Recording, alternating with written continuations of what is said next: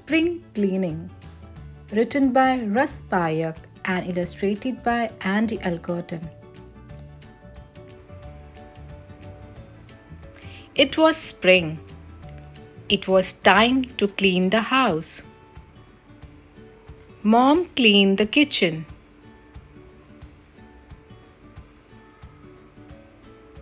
Dad cleaned the living room. Sasha cleaned the bedrooms.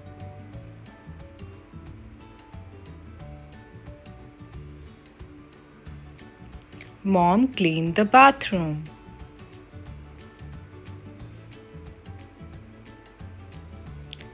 Dad cleaned the basement. Sasha cleaned the porch.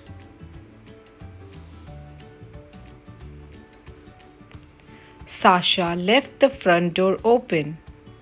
Now they have to clean everything again.